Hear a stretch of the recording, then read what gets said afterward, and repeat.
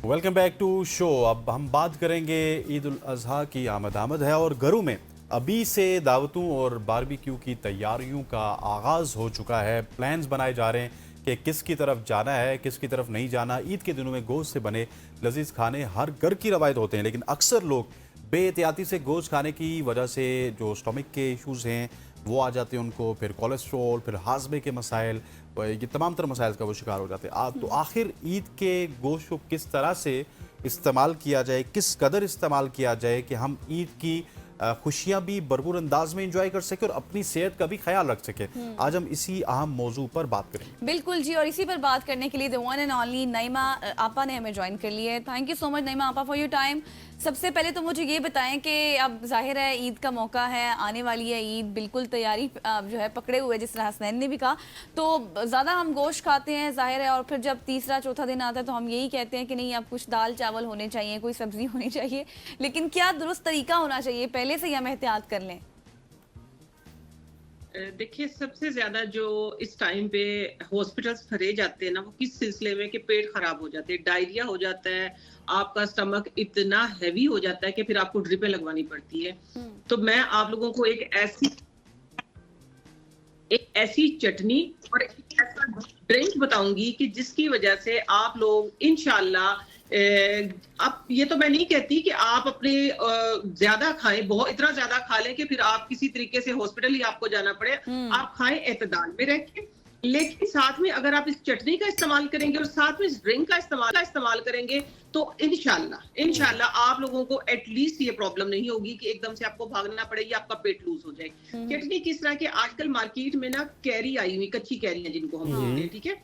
Actually ये होती है विटामिन बी 12 की कमी के लिए चटनी होती है। विटामिन बी 12 आप डेफिशिएंसी कह सकते हैं, इस चटनी को नाम दे सकते हैं। आपने करना ये है कि हर खाने के साथ रखनी, स्पेशल गोश्त के साथ जरूर रखनी, दोनों चीजें। करना ये है कि आपने कच्ची कैरी ले लेनी है, 2 आपने ले लेने हैं टमाटर, 4 सब्ज मिर्चें और 4 जवे लहसुन के, और थोड़ा सा नमक हस्बे जायका। करना ये है, इस चटनी को ऐसे नहीं बनाना। आपने जो भी आप ऑयल इस्तेमाल करते हैं, कुकिंग ऑयल है आपका, जैतून का तेल, सॉरी इसमें नहीं करना है, या सरसों का तेल हो सकता है। आपने 2 चम्मच ऑयल लेना है और कैरी को काट के उसके अंदर वाला जो सीड है वो निकाल के आपने उल्टा करके रख देना है, छिलके के समेत। इसी तरह किसी टमाटर भी रख देने हैं, उसको स्टीम पे सॉफ्ट होने देना है, ठीक है। जब वो सॉफ्ट होगी, मुंह में पानी आ रहा है अभी से, ठीक है। जब वो सॉफ्ट होती है तो आपने ये करना है कि उसका पल्प निकाल लेना। इसी तरीके से टमाटर का भी आपने रिमूव कर देना छिलका, और जो लहसुन होगा और सब्ज मिर्च होंगी वो गल जाएंगी, आपने उसको मैश कर लेना है, ठीक है। नमक तो उसके अंदर ऑलरेडी है। फिर आपने कटे हुए टमाटर, साथ में प्याज और कुकम्बर, अगर आप लाइक करते हैं कुकम्बर तो, अदरवाइज आप स्किप भी कर सकते हैं। वो चटनी बन जाए, ठंडी हो जाए तो उसके अंदर मिक्स करें। आप हर खाने के साथ खाएं। मैं कहती हूँ कि आप जितना मर्जी खाएं, आपको एकदम से रिफ्रेशिंग फील होगा, अच्छी डकार आएगी, आपको किसी सॉफ्ट ड्रिंक की, किसी चीज की जरूरत ही नहीं पड़ेगी। आपने पूरी गर्मी इसको इस्तेमाल करना है, बना के इसको सेव करें। सैलड आप हस्बे जायका, हस्बे जरूरत 2-3 दिन के लिए मिला सकते हैं, इससे ज्यादा सैलड इससे ज्यादा मिला के नहीं रख सकते। अलबत्ता आप चटनी को सेव कर सकते हैं। साथ में मैं आपको बताऊंगी, आप खुद भी अपने आने वाले मेहमानों को भी एक ड्रिंक पेश करें। मेहमान भी आपको दुआएं देंगे और सबसे बढ़ के आपका स्टमक आपको दुआएं देगा। वो क्या है कि जिस तरह मेरा एक बहुत ही मशहूर मारूफ कहवा है ना, सुलेमानी कहवा, मैंने क्या किया, मौसम के मुताबिक, और फिर ईद है इसी गर्मी में तो वैसे गोश्त खाना मना करते हैं, ब्लड प्रेशर वालों के लिए शदीद बना होता है ये, क्योंकि ब्लड का जो प्रेशर हाई होता है। तो आप लोगों को मैंने जो कहवा है उसको कोल्ड वर्जन में कर दिया, आप लोगों के लिए एक सॉफ्ट ड्रिंक इंट्रोड्यूस करवा दी। उसमें क्या चीज है, आपने लेना 1 मुट्ठी पुदीना, फ्रेश पुदीना होता है, 1 मुट्ठी धनिया, आपने लेना है तकरीबन 1.5 इंच का टुकड़ा अदरक का, मैं 3 गिलास का बता रही हूँ आपको, ठीक है। और साथ में आप ले लेना थोड़ा सा काला नमक। इसको अच्छे तरीके से ब्लेंड करें, इसके अंदर लेमन का जूस यूज करें और थोड़ी सी शक्कर डाल लें। आप ये कह सकते हैं लाइक गन्ने का जूस बन जाएगा, ठीक है। जो शुगर पेशेंट है वो शक्कर को स्किप कर दे। आप सुबह निहार मुंह 1 गिलास पिएंगे, 1 गिलास आप शाम को 4 बजे पिएंगे। इसमें मैं खास तौर पे मैं बताती हूँ कि यूरिक एसिड की जो मरीज है ना, सिर्फ बेचारे जो गोश्त को देख सकते हैं, इंशाल्लाह वो पेट भर के खा सकेंगे। अगर आप कंटिन्यू इसको करते रहते 15 दिन, मैं कहती हूँ कि आपको सॉफ्ट ड्रिंक की किसी चीज की जरूरत नहीं पड़ेगी। आप सिर्फ दो काम कर लें, एक चटनी साथ में रखें, दूसरा ये सॉफ्ट ड्रिंक जो मैंने आपको पुदीने वाला बताया आप ये पिए, मैं कहती हूँ भूल जाएंगे हर चीज। ठीक हो गया, भूल जाएंगे। अच्छा नईमा आपा, मुझे ये बताइएगा कि हम बहुत ज़्यादा हमने देखा है कि बारबेक्यू चल रहा होता है, फिर मसालों का बहुत इस्तेमाल हो रहा होता है, जिसके नुकसानात तो हुई हैं, लेकिन हम अगर वो नुकसानात बताएंगे तो वो शायद सुनने वाले उस तरह से नहीं मानते। लेकिन आप बताइए कि इनके क्या कुछ नुकसानात हैं, और आने वाले दिनों में फिर आपको डॉक्टर्स के भी विजिट करना पड़ेंगे अगर बहुत ज़्यादा बारबेक्यू फिर मसाला जात का जो इस्तेमाल होता है। देखिए मैं आपको बताती हूँ कि पहले मैंने आपको बता दिया, जिस तरह कि आप हॉस्पिटल से भरने वाले हैं, खा खा के ना लोग, पता नहीं, पेट तो यार अपना है, स्टमक तो अपना है ना, इसके नुकसानात देखिए, डायरिया, आपका पेट लूज हो सकता है, खुदा ना खास्ता यूरिक एसिड के मरीज तो फिर आपको बेड पे ही पड़े नजर आएंगे, क्योंकि यूरिक एसिड मैं समझती हूँ कि ब्लड प्रेशर से भी ज्यादा खतरनाक है, कि यूरिक एसिड वाले तो फिर उठ के चल भी नहीं सकते, वॉशरूम गोद में उठा के लेके जाना पड़ता है। तो आप लोगों ने किया कि साथ में जिनका खुदा ना, देखिए जो डायबिटिक पेशेंट है, जिसमें मैं आप सबको बताती हूँ, मैं खुद एक डायबिटिक पेशेंट हूँ, मैं भी खाती हूँ गोश्त, लेकिन इत्तेदाल में रह के, आपको इत्तेदाल में रह के, और फिर इस गर्मी में, इस शदीद तपती हुई गर्मी में आपको एटलीस्ट, हम तो गोश्त खाने से ही मना करते हैं, और फिर अदर स्पाइस। सबसे बड़ा जो प्रॉब्लम होगा आपको, सबसे बड़ा जो प्रॉब्लम होने वाला है वो आपका स्टमक खराब होगा। अगर आपका स्टमक खराब है तो आप समझिए आपकी ओवरऑल पूरी बॉडी खराब, पूरा सिस्टम चोक हो जाएगा आपका। जब आप कुछ खा ही नहीं सकेंगे तो बेहतर ये है कि थोड़ा खाएं, एतदाल में रह के खाएं, सैलड का इस्तेमाल करें, जूसेस का इस्तेमाल करें, शिकंजीबी पिए ज्यादा से ज्यादा, क्योंकि आप इनके तेज मसालों के नुकसानात से, ब्लड प्रेशर से, शुगर के खुदा ना खास्ता अटैक से, यूरिक एसिड के अटैक, डायरिया से, आप इन चीजों से बचें। और फिर जो गर्मी है, आप लोग सुनते हैं ना अक्सर, जैसे बाहर निकले चक्कर आ गए हैं, एकदम से बंदा गिर गया है या कोई गिर गया, तो ये एक तो देखिए ऊपर से तपती धूप, फिर आप अपने अंदर भी, अपने स्टमक को भी इतना डिस्टर्ब कर लेते कि वहां भी आग बने। तो अच्छा नईमा आपा, मुझे ये बताएं कि जाहिर है, अब आपने बताया बहुत सारे मरीज हैं, दिल के मरीज भी होते हैं, मैदे का भी मसला हो जाता है, और फिर मसालेदार भी, और फिर आपने ड्रिंक और चटनी का भी जिक्र किया, लेकिन मैं चाहती हूँ बच्चों के लिए, बुजुर्गों के लिए, इवन अब तो नौजवानों के लिए भी कोई ऐसी आप रेसिपी बता दें जो आप भी अपने घर में ट्राई करती हूँ, अपने लिए भी, अपने बच्चों के लिए भी, ताकि वो कम मसालों वाली भी हो और मज़ेदार भी हो, लोग उसको एंजॉय भी कर सकें। आज मैं ना आपके ABN न्यूज पे ना एक रिवायती, एक सकाफती डिश ना शेयर कर दूं। जी जी जी प्लीज। जी जरूर। ठीक है ना। अच्छा, आप लोगों ने सुना हीर रांझा, सुना है ना? हाँ जी जी जी। और आजकल फिर हीर और रांझे के नाम से गोश्त ही बड़ा इंट्रोड्यूस हो गया है। लेकिन मैंने जहां जहां ट्राई किया, क्योंकि मेरी आदत है, चाहे मैं किसी रेस्टोरेंट में जाऊं, मैं चेक करने के लिए ज्यादा जाती हूँ कि किस तरीके से बना रहे, कोई प्रोडक्ट लेती हूँ, चेक करने के लिए लेती हूँ, बहुत सारी चीजें होती है मेरे पास। लेकिन ये एक सकाफती डिश है, ये एक झंग की रिवायती डिश है, वहां की बैठकों में बनने वाली डिश है, और मैं कहती हूँ इस मौसम के मुताबिक बुजुर्ग, बच्चे, नौजवान, आप, मैं, सबके लिए हीर रांझा डिश, इतनी मजेदार डिश बनेगी। आप लोगों ने करना क्या है, मटन लेना है, बकरा ईद है, जाहिर सी बात है, ईद है, बड़ी ईद है, गोश्त की भरमार है, तो आपने मटन लेना है। मटन के साथ लेट से आपके पास 2 किलो मटन है, ठीक है, इसमें मछली की बोटियां भी हो, जरा नली वाली हड्डी भी हो। आपको मैं रांझा गोश्त की रेसिपी देने लगी हूँ ABN न्यूज के जरिए, ठीक है। आपने करना ये है कि 2 किलो मटन लेना है, उसमें 10 से 15 जवे, तकरीबन एटलीस्ट 15 होने चाहिए, 15 जवे लहसुन के लेने हैं, और साथ में तकरीबन 1 दर्जन आपने सब्ज मिर्चें ले लेनी है।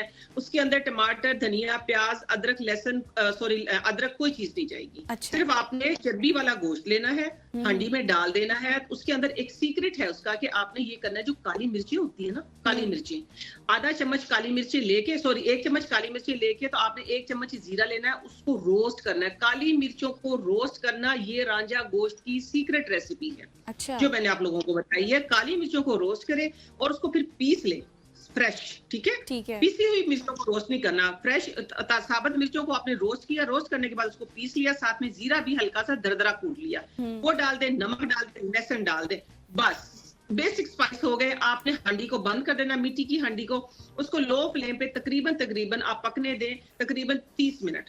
गोश्त ऐसा गल जाएगा, सॉफ्ट हो जाएगा, और लो बाद में आपने मिर्चों के 2-2 पीस करने हैं, उसके अंदर डाल देने, 5 मिनट दम पे रखें।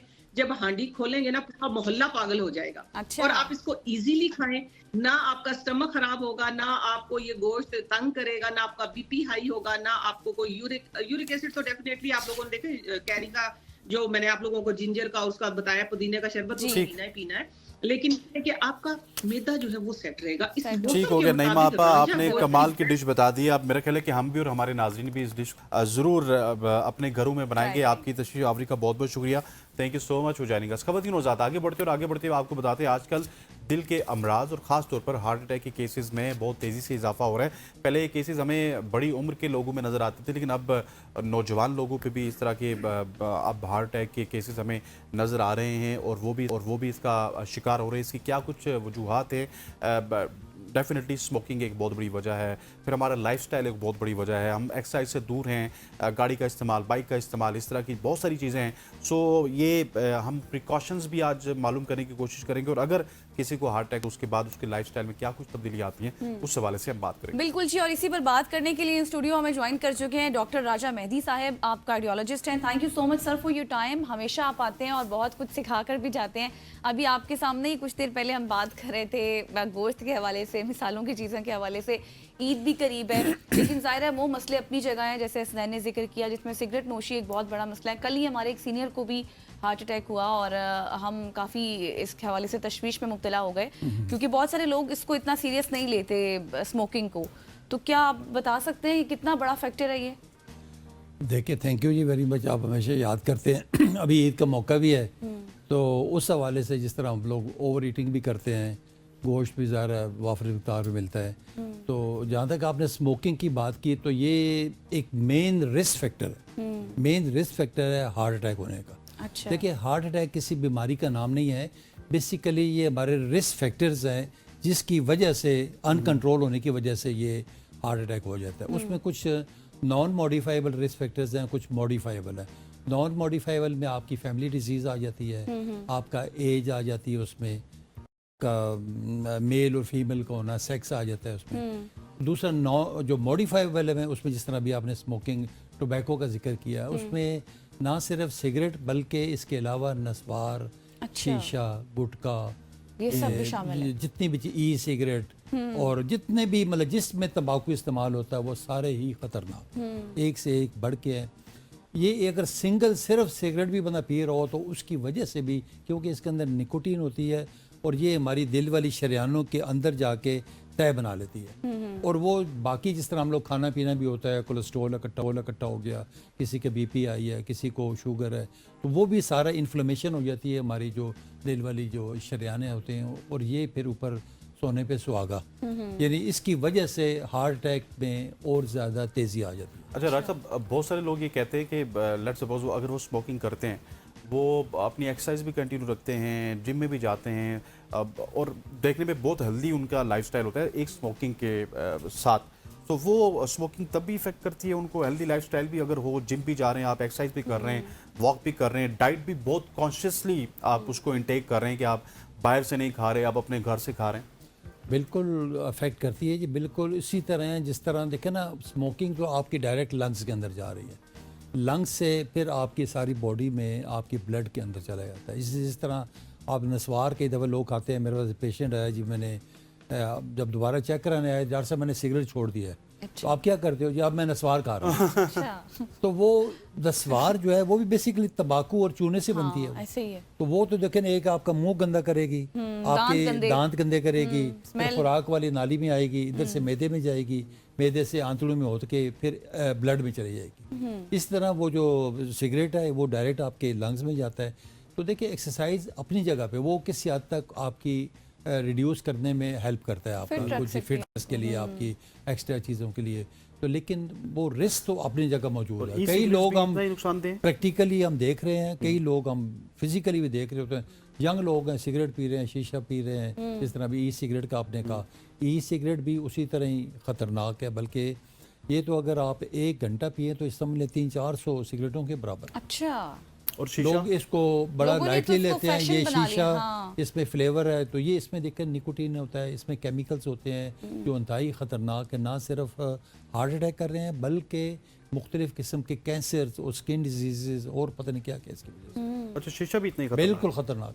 अच्छा, लोग कह रहे थे कि उसमें निकोटीन वगैरह और ये बिल्कुल नहीं, निकोटीन भी होती है और इसके अंदर कैंसर कार्सिनोजेंस होते हैं इसके अंदर। अच्छा जी। ओके।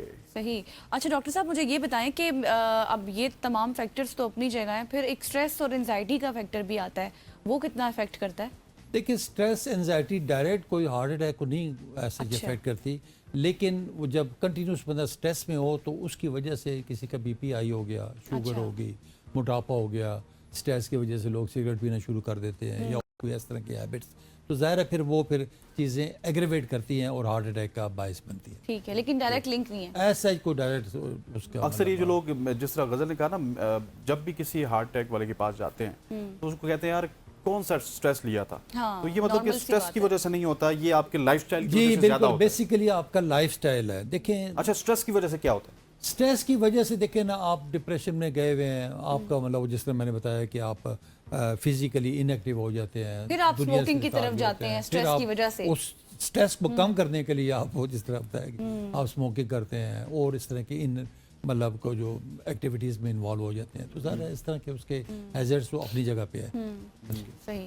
अच्छा डॉक्टर साहब, अब चूंकि अब ईद का मौका भी है और हम खानों की भी बातें कर रहे थे, मैं चाहती हूँ थोड़ा सा खानों के हवाले से भी आप बताएं कि क्या कुछ एहतियात रख करें हम देखिए जी, खाना दिल के मरीजों के लिए। दिल के मरीजों के लिए भी और वैसे आम लोगों आम के लिए लोगों भी, के लिए भी। क्योंकि आम लोग भी तो दिल के मरीज बन जी सकते हैं। बन सकते हैं। देखिए खाना वो कहते हैं कि आप एक हद तक खा सकते हैं, वो हद गुजरने के बाद वो खाना आपको खाता है।